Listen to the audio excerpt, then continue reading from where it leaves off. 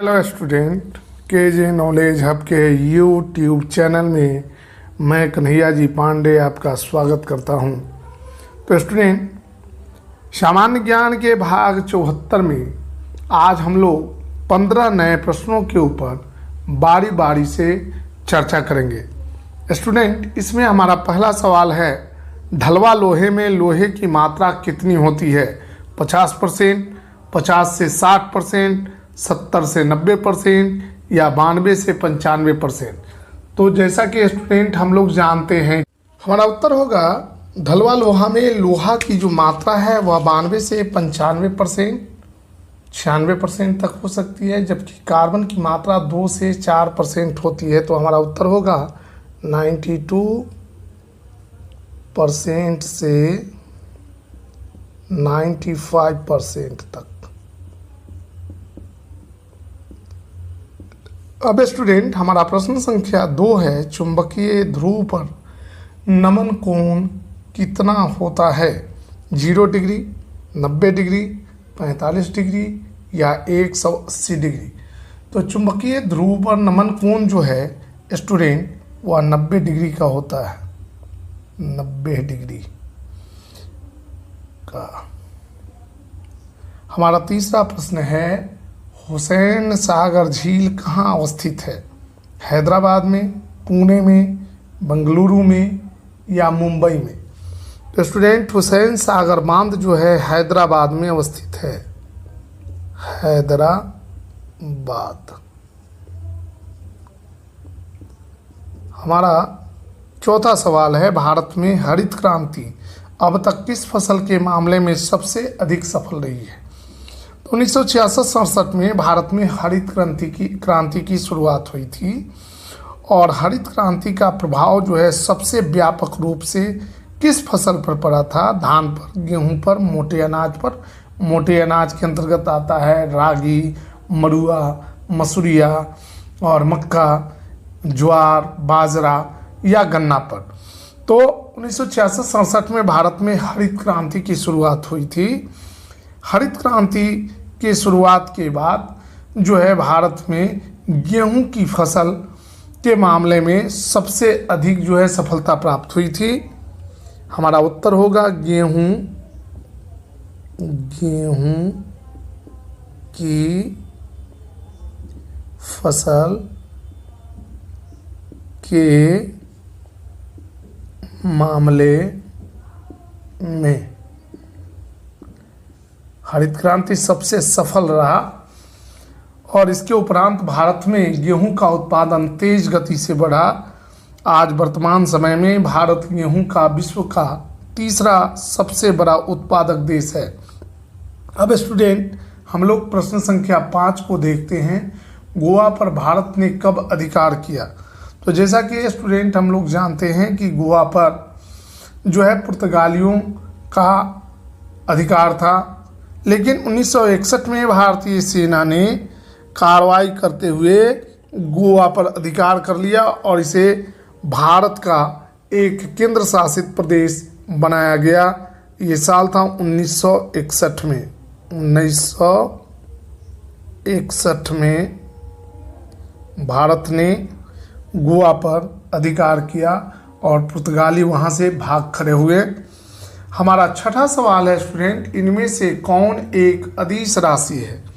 राशियां 2 प्रकार की होती है, भौतिक राशि। एक को कहते हैं अदिश राशि, दूसरे को कहते हैं सदिश राशि। वैसी राशि जिसमें सिर्फ परिमाण हो, दिशा नहीं हो, उसको अदिश राशि कहते हैं, जबकि वैसी राशि जिसमें दिशा और परिमाण दोनों हो उसको सदिश राशि कहते हैं। तो संवेग, बल, द्रव्यमान और वेग, इनमें से कौन जो है एक अदिश राशि है? तो स्टूडेंट, संवेग का दिशा और परिमाण होता है, बल का भी दिशा और परिमाण होता है और वेग का भी दिशा और परिमाण होता है। मतलब संवेग, बल और वेग ये तीनों सदिश राशि हैं, जबकि द्रव्यमान का सिर्फ परिमाण होता है, दिशा नहीं। इसलिए हमारा उत्तर होगा द्रव्यमान एक अदिश राशि है, द्रव्यमान, मास। अब स्टूडेंट, हम लोग प्रश्न संख्या 7 को देखेंगे। हमारा प्रश्न संख्या 7 है।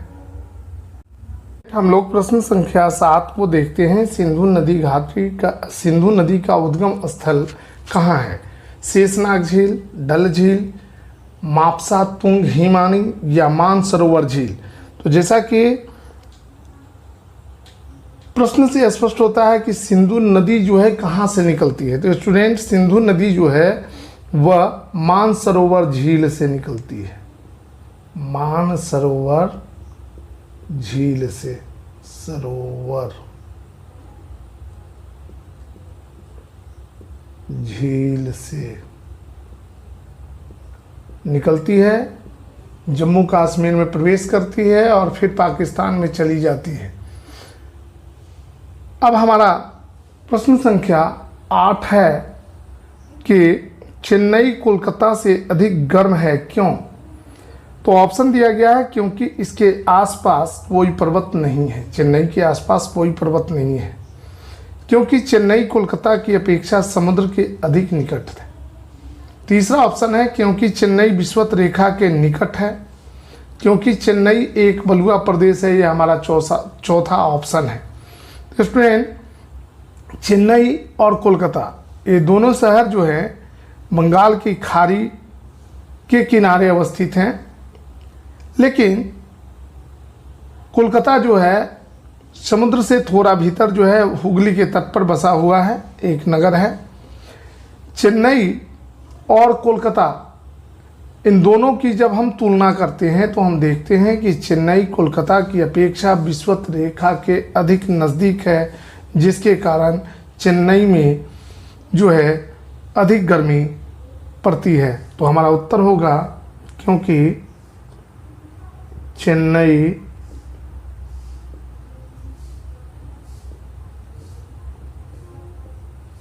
कोलकाता की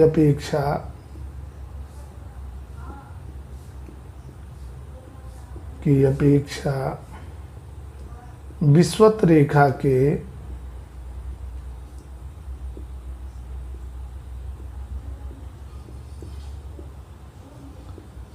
अधिक निकट है। अब स्टूडेंट हम लोग प्रश्न संख्या 9 को देखते हैं। हमारा प्रश्न संख्या 9 है कि पीएच मान 10 प्रदर्शित करता है। क्षारीयता को, अम्लीयता को, उदासीनता को, इनमें से किसी भी स्थिति को नहीं। तो जैसा कि सोरेनसन महोदय के द्वारा 1909 में पीएच स्केल का विकास किया गया। पीएच स्केल में जिस विलियन का पीएच मान 7 होता है वह विलियन उदासीन होता है।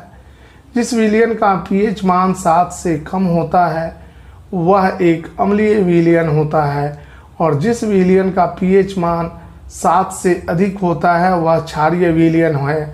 तो यहाँ हम देखते हैं पीएच का मान जो है 10 दिया गया है जो 7 से अधिक है, तो वह विलियन की क्षारीयता को प्रदर्शित करेगा। हमारा उत्तर होगा क्षारीयता को, यानी बेसिक नेचर को जो है प्रदर्शित करता है 7 से अधिक पीएच मान, और 7 से कम पीएच मान जो है एसिडिक स्थिति को जो है एसिडिक नेचर के बारे में हमें जानकारी देता है। अब स्टूडेंट हमारा प्रश्न संख्या 10 है। ट्रांसफार्मर बदलता है वोल्टेज को, आवृत्ति को, शक्ति को या ऊर्जा को। तो ट्रांसफार्मर का हिंदी होता है परिवर्तक। यह जो है वोल्टेज को बदलने का काम करता है। हमारा उत्तर होगा वोल्टेज को मतलब वोल्ट को जो है जो विद्युत धारा आ रही है, जैसे 1,33,000 का टावर हम लोग देखते हैं, उससे जो है 33,000 का टावर निकलता है, फिर 33,000 को 11,000 में कन्वर्ट किया जाता है, और 11,000 से 440 वोल्ट की विद्युत धारा हमारे गांव तक पहुंचाई जाती है। फिर वहां से ट्रांसफार्मर जो है हमारे घरों तक 220 से 250 वोल्ट तक की विद्युत धारा को हमारे घरों तक पहुंचाने का काम करती है। तो इस प्रकार हम इसका उत्तर देंगे ट्रांसफार्मर जो है वोल्टेज को बदलने का काम करता है। हमारा स्टूडेंट प्रश्न संख्या 11 है, पृष्ठ तनाव की बीमा क्या होती है। पृष्ठ तनाव यानी सरफेस टेंशन की बीमा क्या होगी। एल प्रति टी स्क्वायर, एम प्रति T square, M L T और एम एल टी -1 और एम एल -1 टी -2। तो पृष्ठ तनाव बराबर होता है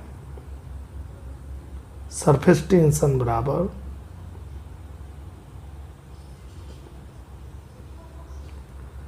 बल बटे लंबाई, बल बटे लंबाई। तो बल का मात्रक होता है एम एल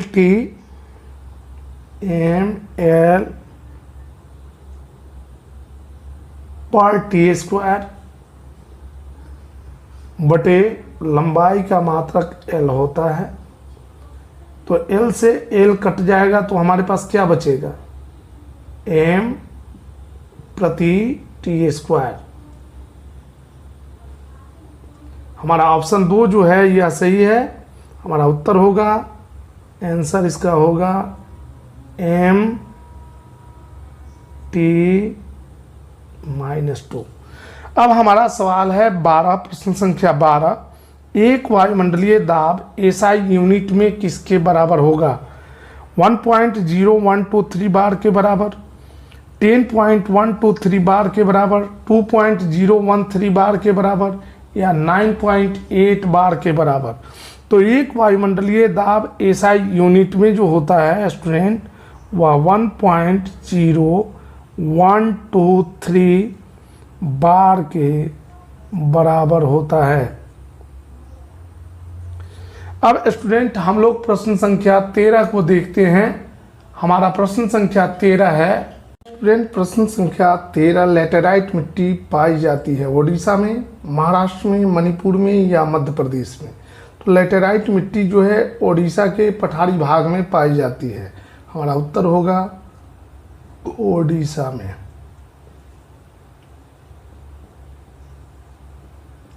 हमारा प्रश्न संख्या 14 है, पोंगल पर्व किस माह में मनाया जाता है। पोंगल जो है तमिलनाडु का सबसे प्रमुख फसली त्यौहार है और यह किस महीने में मनाया जाता है, अक्टूबर में, सितंबर में, मार्च में या जनवरी में। तो पोंगल का पर्व जो है जब धान की फसल आती है, चूँकि यह एक फसली त्यौहार है और तमिलनाडु का सबसे प्रमुख त्यौहार है, यह 3 दिनों का पर्व है। इसमें भोगी पोंगल है, सूर्य पोंगल है। तो यह जो है पोंगल चूँकि जनवरी महीने में धान की नई फसल आती है, तो हमारा उत्तर होगा जनवरी। अब स्टूडेंट हम लोग प्रश्न संख्या 15 को देखते हैं। ये हमारा अंतिम प्रश्न है कि एक घोड़ा और एक गाय प्रत्येक को 12,000 रुपया में बेचा जाता है।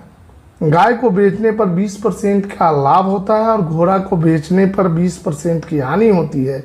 तो पूरे लेन देन में क्या होगा, 1,000 रुपये की हानि, 1,000 रुपये का लाभ, 2,000 रुपये की हानि, न लाभ होगा न हानि होगी।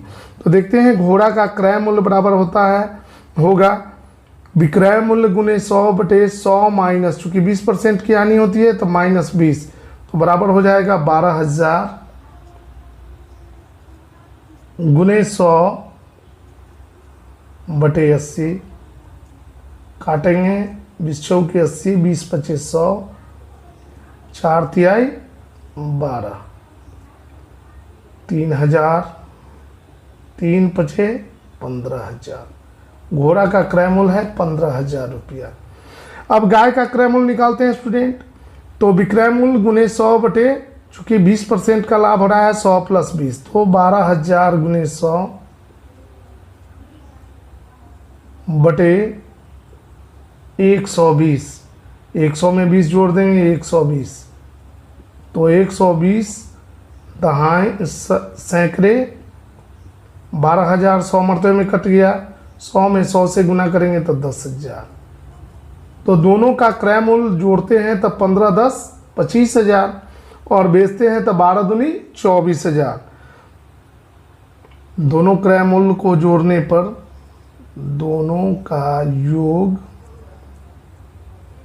दोनों का योग बराबर 15,000 प्लस 10,000 बराबर 25,000 और दोनों का विक्रय मूल्य का योग, विक्रय मूल्य का योग, एक क्रय मूल्य का योग था, विक्रय मूल्य का योग हो जाएगा 12 प्लस 12